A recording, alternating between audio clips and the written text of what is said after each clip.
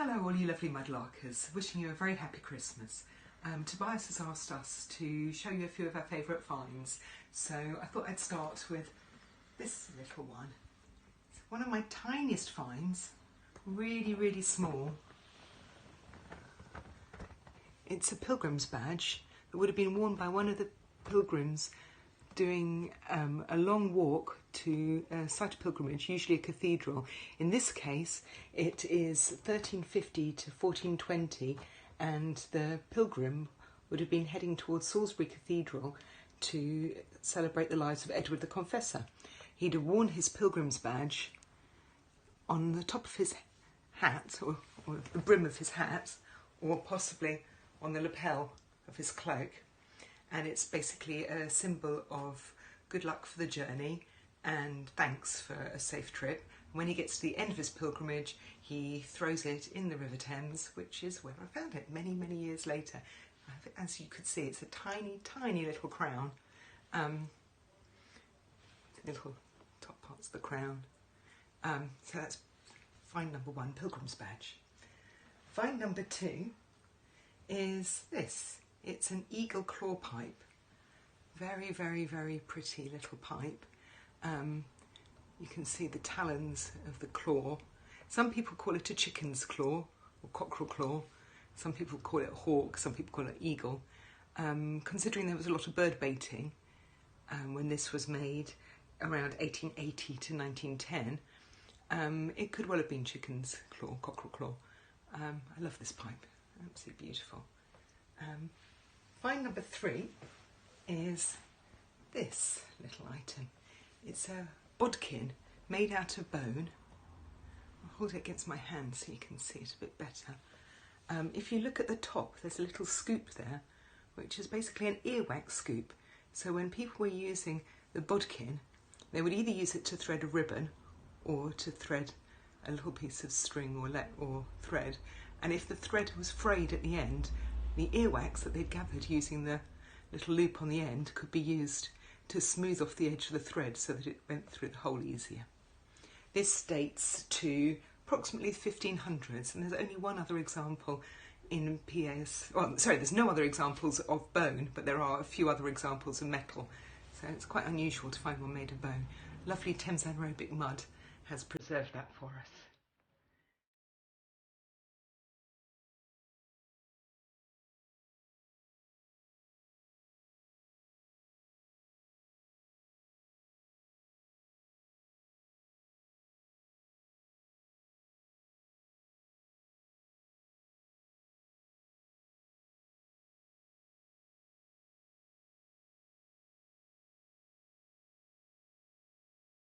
Four here is this chap. He's a Georgian door knocker in the shape of a devil or a scary figure. He looks very similar to something painted by Blake or Dürer or Michelangelo. Dates approximately 1810 to 1850, and there's a very similar one in Florence belonging to one of the Medici family members. He's designed to scare evil doers from your house, so you don't knock on the door unless you have good intentions. Find number five here is this. Absolutely beautiful, made out of pressed brass. Hold it against my hand so you can see it better. It's a little penknife, pistol grip in shape, Rococo in style. And it would have been used, probably one of the original penknives, to sharpen quill feathers for use as pens. I just find it such a pretty colour and shape. So pretty. And when I found it, this little bit of pattern was just sticking out of the mud, all beautifully highlighted in the sun. It looks so pretty. Okay. And the last find is one I'm very excited about. Literally only got it in the last few days. It's a Saxon coin. Here we go. This one is King Burgred of Mercia. Hold on. Don't know if you can see that clearly. King Burgred of Mercia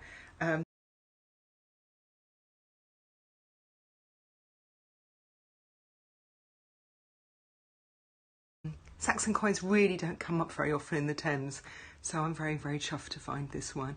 That's the other side. I hope you can see that. Anyway, that's my finds to show you. Wishing you all a very, very happy Christmas, and thanks for watching.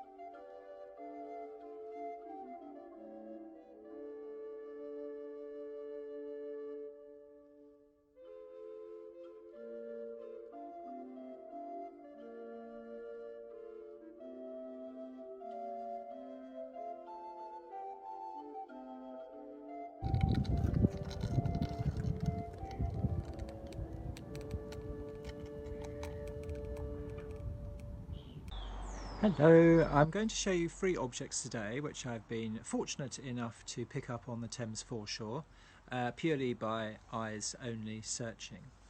The first one is a cloth seal.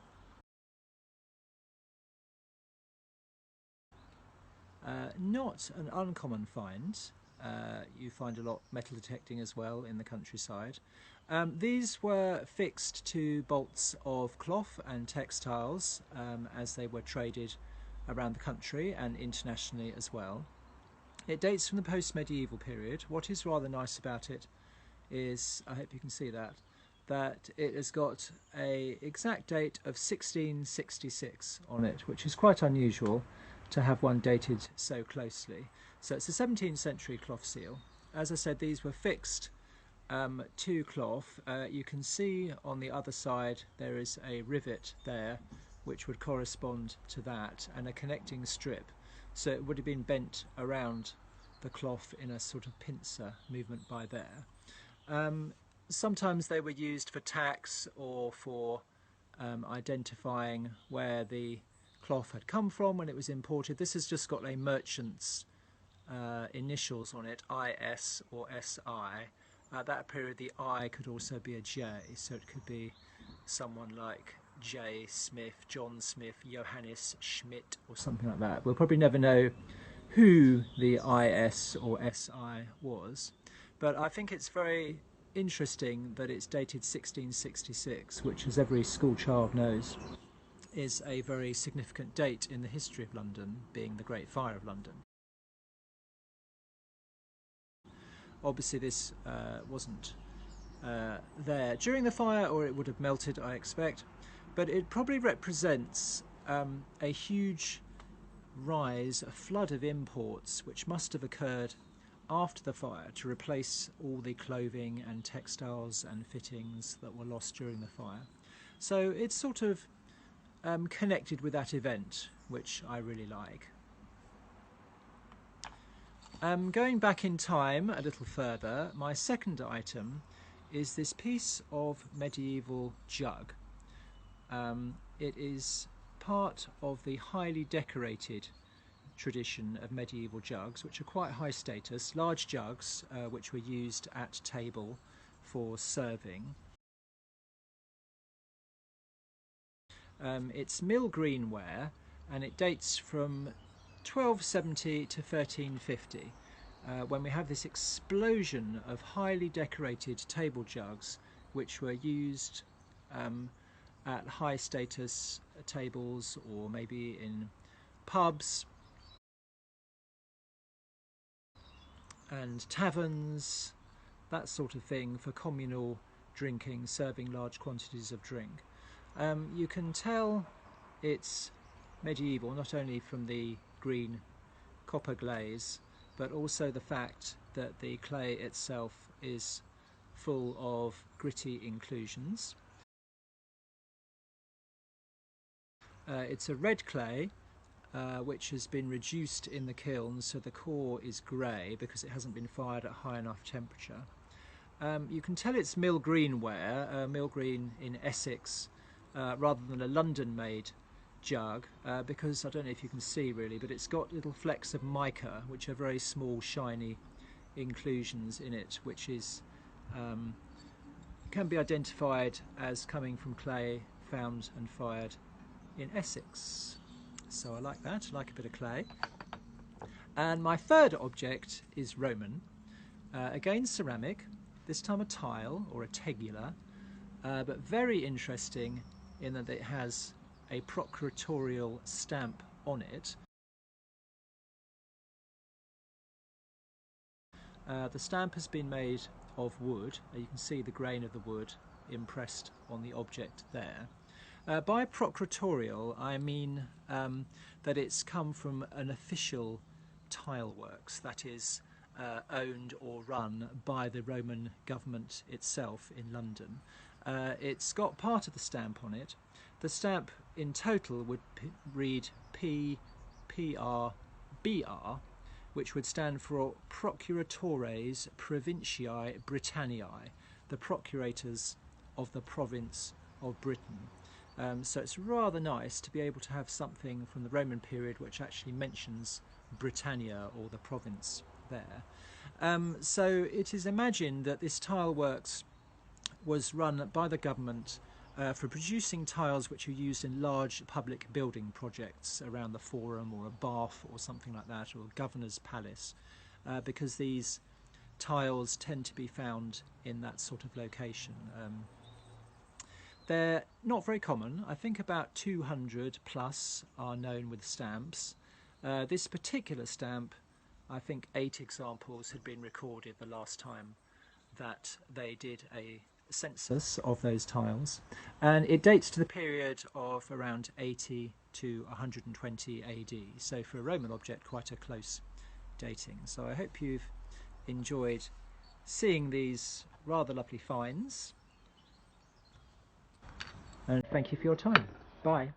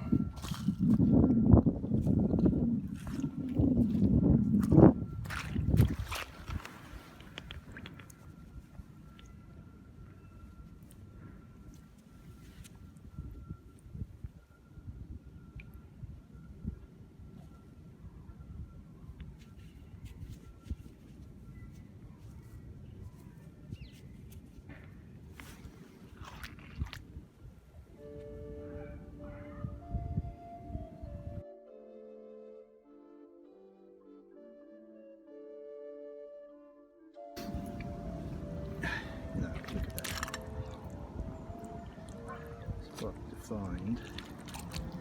There you go.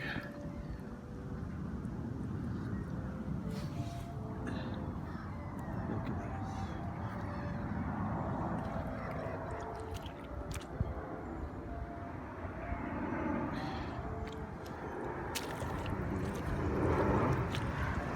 Okay. Just gonna drop my iPhone.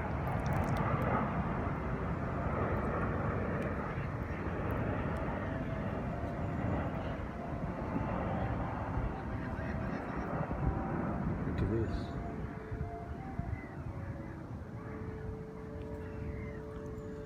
You know, as you know, they don't come up very often. Roman coins of the Thames these days. They can be quite rare to find.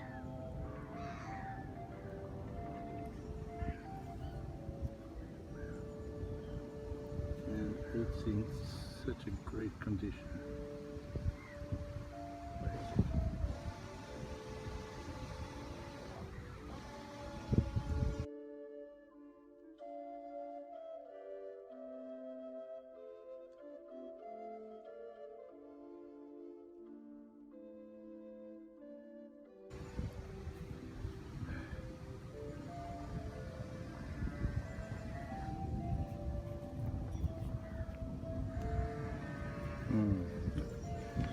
Happy day.